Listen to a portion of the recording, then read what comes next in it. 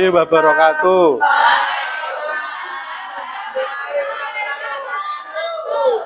Sebelum pembelajaran pada pagi hari ini kita mulai, marilah kita berdoa yang dipimpin oleh salah satu anak-anak. Silakan dipimpin ya, berdoa ya.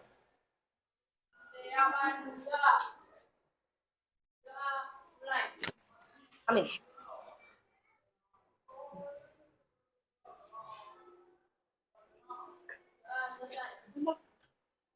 Sebelum mulai pembelajaran, marilah kita menyanyikan lagu wajib ya. Silakan semuanya berdiri ya.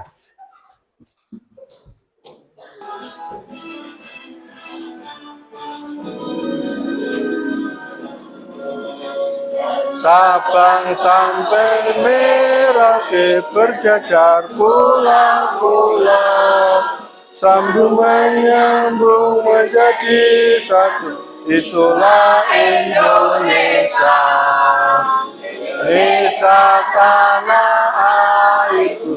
Aku berjanji padamu, menjunjung tanah airku Indonesia. Menjunjung tanah airku Indonesia.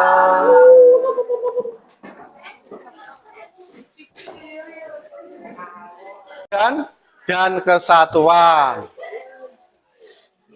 Jadi Indonesia itu penduduknya bermacam-macam suku, bermacam-macam budaya dan agama. Nah, ini kita flashback tadi tentang materi yang bab 3. Terus hari ini kita pertemuan yang bab 4 ya. Apa judulnya ya? Kebinekaan Indonesia. Jadi tujuan kalian mempelajari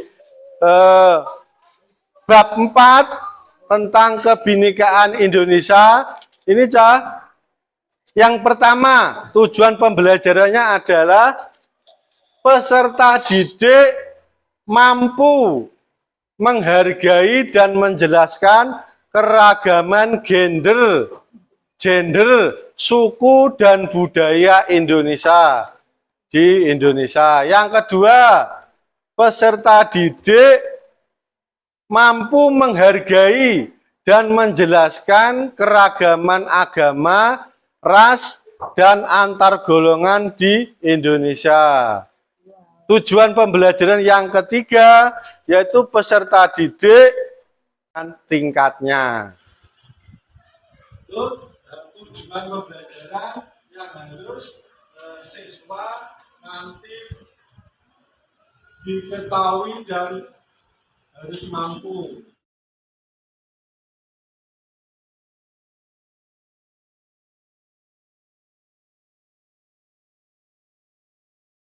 Ini peta konsepnya kan? Peta konsepnya yang pertama adalah keragaman gender.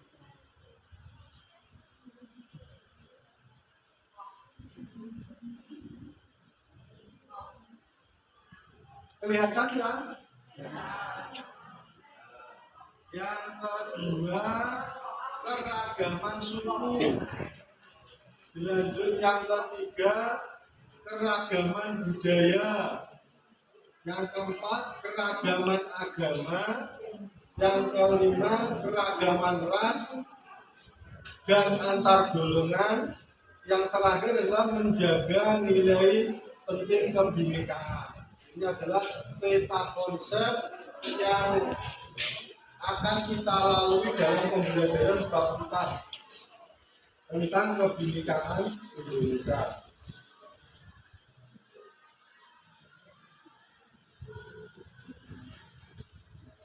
Ini gambar apa, Cak? Masjid dan gereja. Masjid dan gereja. Ini, Cak. Ini yang kita bahas pada pertemuan pagi ini ya, yaitu tentang kerukunan ya. terkait dengan agama yang paling banyak yang dianut di Indonesia itu agama Islam dan agama Kristen. Yang empat agama apa ya? Hindu, Buddha, Katolik, yang terakhir adalah Konghucu. Itu agama yang dianut di negara Indonesia ada. Yang membawa buku paket silakan dibuka halaman 67. Yang buku paket halaman 67.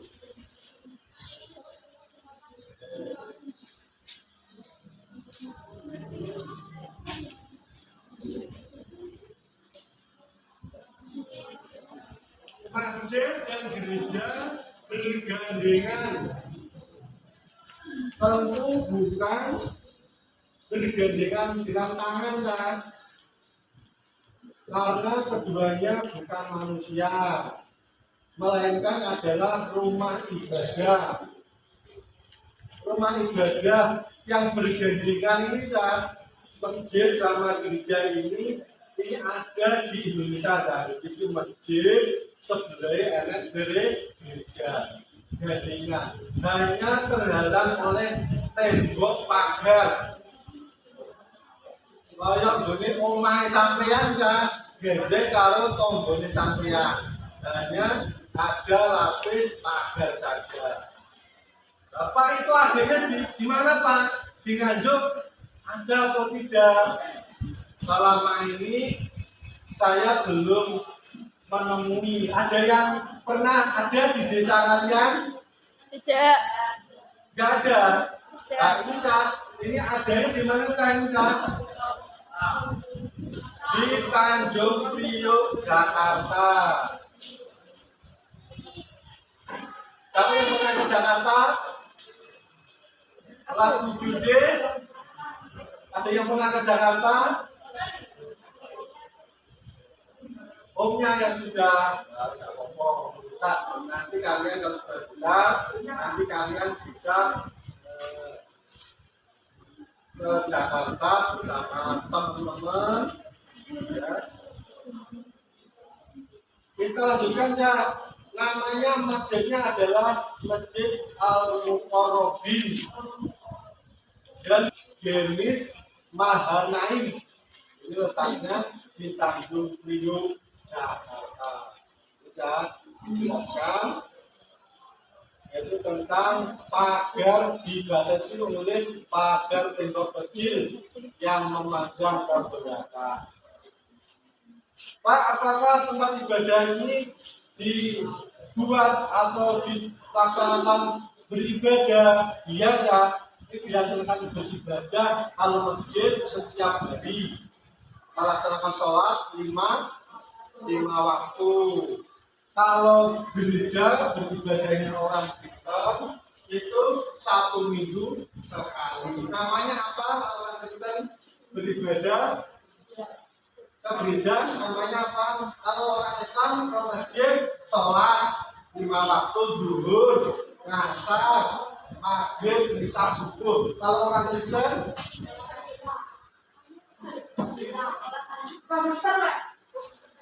ada yang tahu Mas Budi? Ada yang tahu? Adanya ada hari Ahad.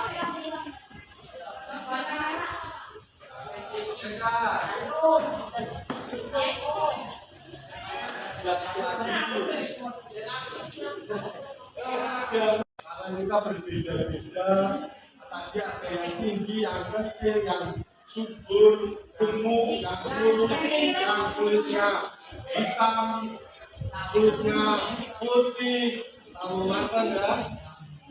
Kita bertuliskan apa saja di nikah tunggal ika, kita yang disegram sama kakinya Garuda. Pada sila tadi ada tulisan Bhinneka Tunggal Ika. Itu menggambarkan dari Sabang sampai Merauke. Enak sih meripate sipit, enak sih meripate bunder, ya. Makanya ya itu tetap menjadi perbedaan, tapi menjadikan kita menjadi persatuan dan bersatu. Sila yang pertama betul. Ketuhanan yang Maha Esa. Kemanusiaan yang adil dan beradab.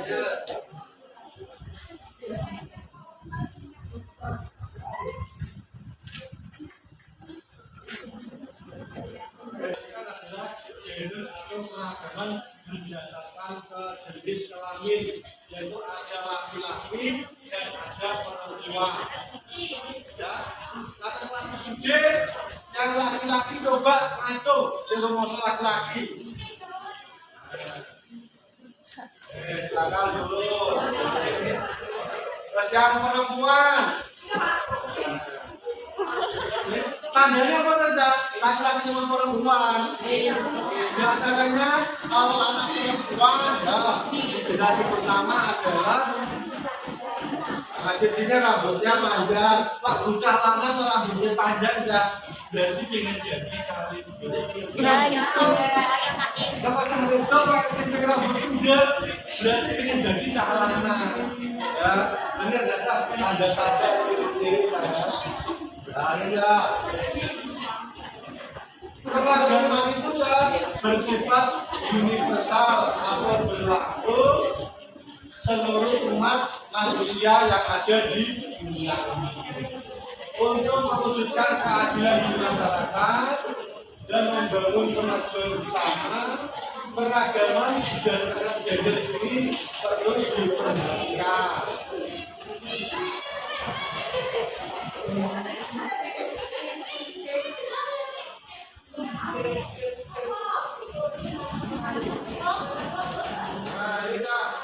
Kita Kartini.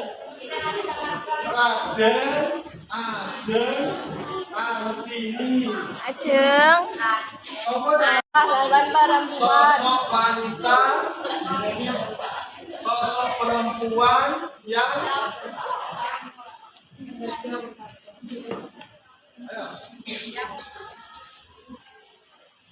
yang apa aja? Pahlawan. Jelas dengan ini sosok perempuan yang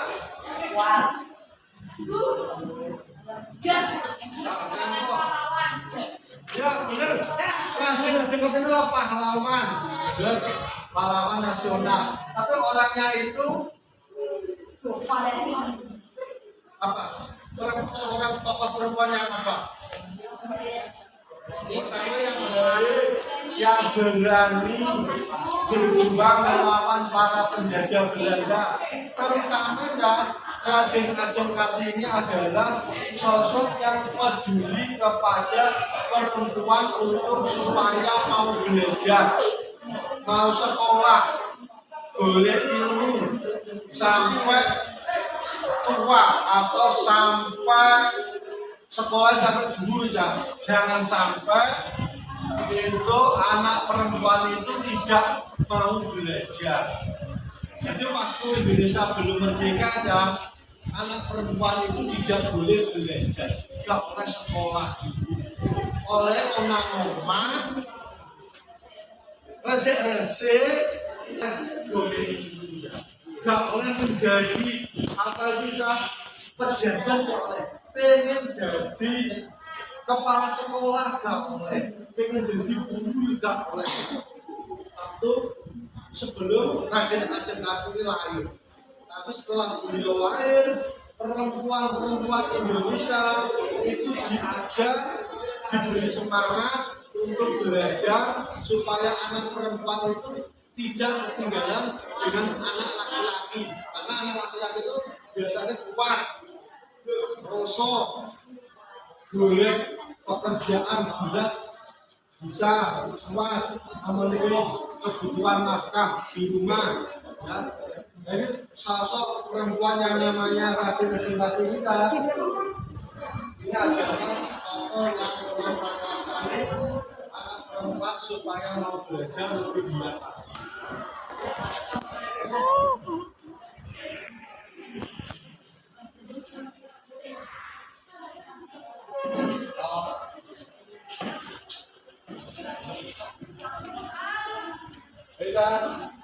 Jadi kesetaraan gender tadi ya, anak laki-laki dan perempuan laki boleh menjadi guru, boleh menjadi pak polisi, pak tentara, pak dokter, anak perempuan juga boleh. Sesuai dengan awakmu, kemampuanmu, ingin jadi apa, cita-citamu, ya, itu kamu wujudkan. Itu melewati yaitu bersekolah, belajar, mencari ilmu. Maaf. Nah ini Cak, anak perempuan juga boleh menjadi pejabat, Cak. Boleh jadi bupati, boleh menjadi ibu kepala sekolah, ya. Sekolah siapa yang namanya Cak? Ibu kepala sekolah kita siapa namanya Cak? PLS. Membentuk kesadaran gender.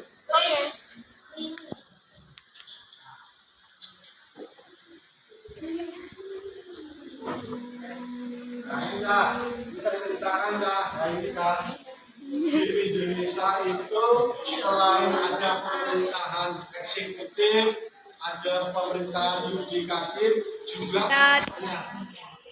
ini Kak, mulai tahun 1983 ini Kak, sampai sekarang ini diberi jatah Kak, diberi kuota itu menjadi anggota dewan itu 30%. 30% ini Cak, umpama diambil 100, 30%-nya berapa?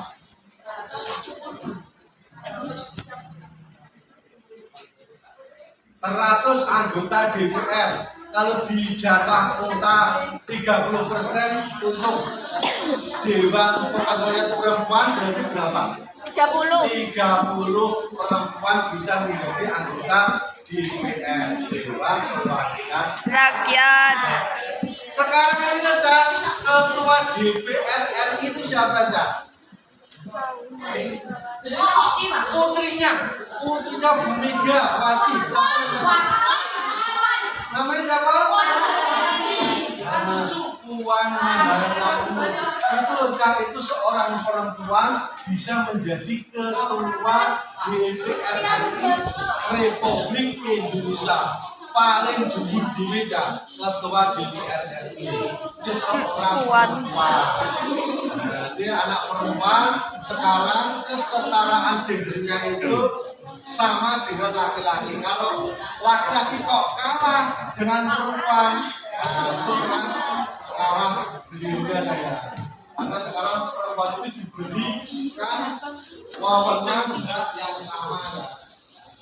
Setelah kalian mempelajari bersekolah, ilmunya banyak, pengetahuan, bisa mendapatkan menjadi pejabat atau DPR. Yang ketiga bisa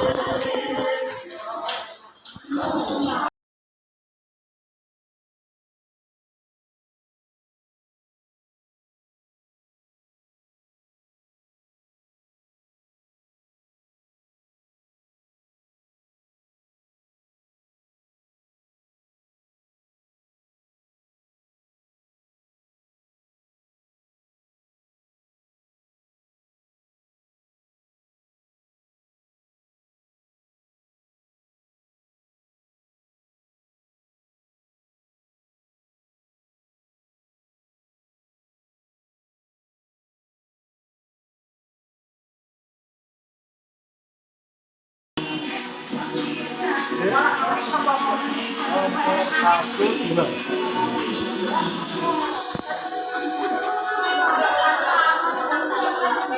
ya sudah bisa duduk. Dari kelompok 6 mau presentasi hasil dari LKPD 1. Yang lainnya mendengarkan ya. Ceritakan nama-namanya siapa saja dulu. Ya. Ya. Ya.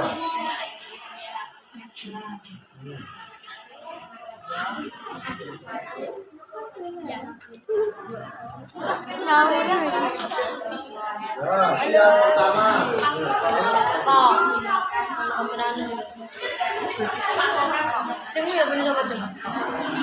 Karo.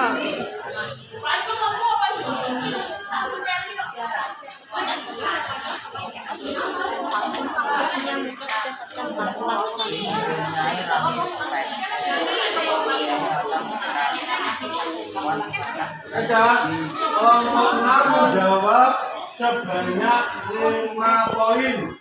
Yang pertama, mengakhiri diskriminasi terhadap semua wanita dan anak perempuan.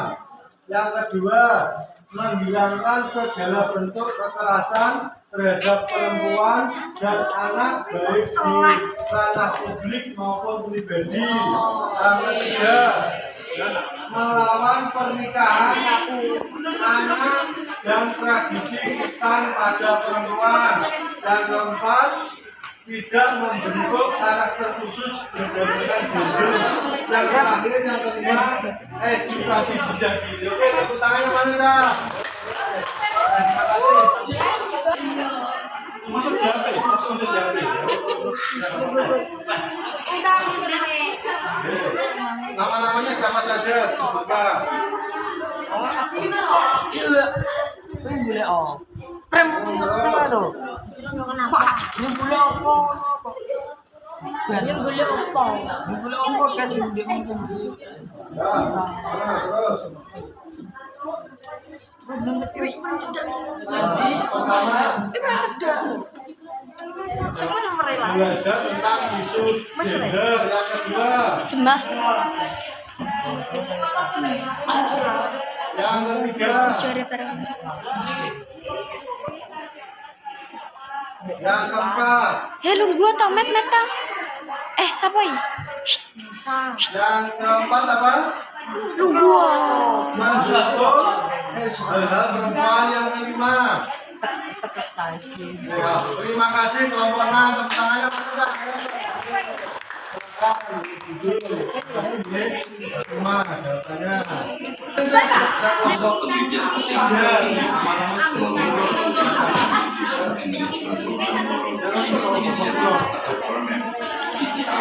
melakukan ekspedisi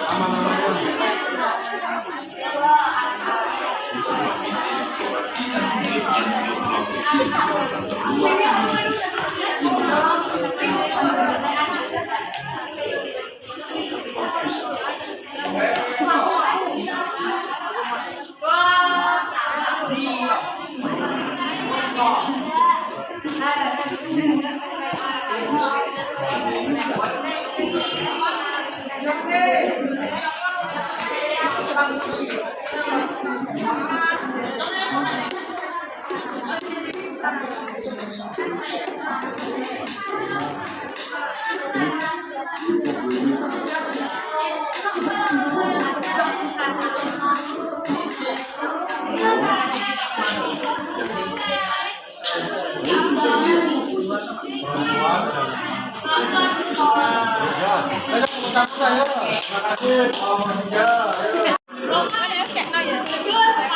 Terus jawaban nomor 1. Yang menggunakan juga baju perempuan yang beragama Muslim. Nomor 2, menghargai antar gender dan menjunjung tinggi antar gender. 3, toleransi tradisi antar agama, suku, ras, budaya, dan adat. 4, menggunakan kekerasan pada perempuan. 5, saling tolong menolong antar gender dan wanita. Terima kasih semuanya.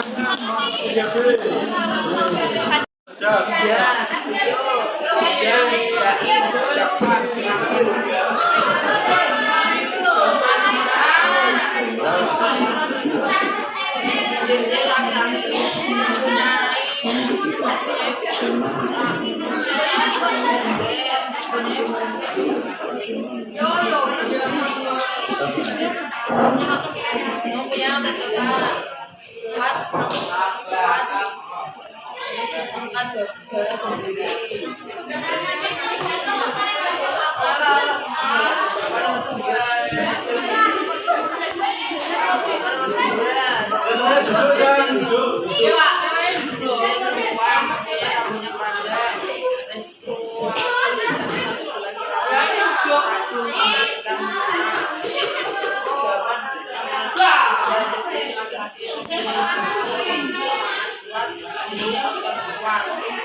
Jawaban nomor 4.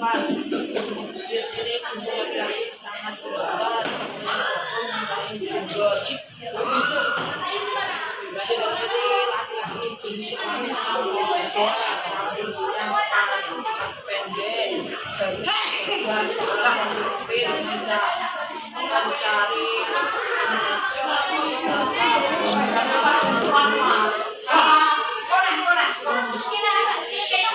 memenuhi kebutuhan keluarga, mempunyai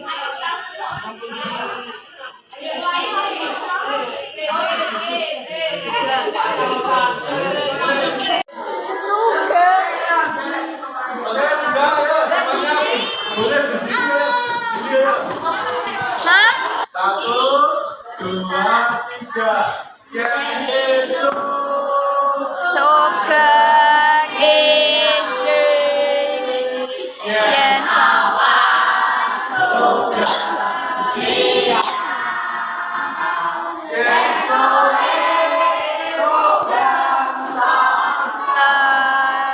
yen bengi sugeng dalu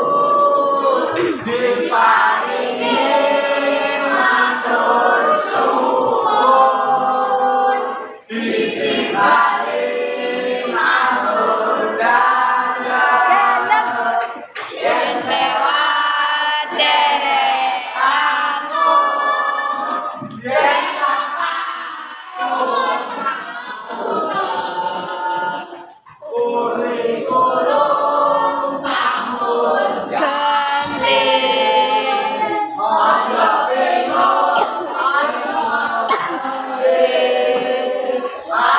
belajar sampai ngerti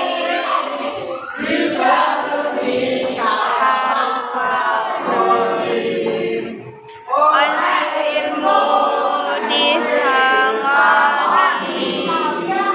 tambah ilmu tambah jreng jreng jreng jreng Duduk ya.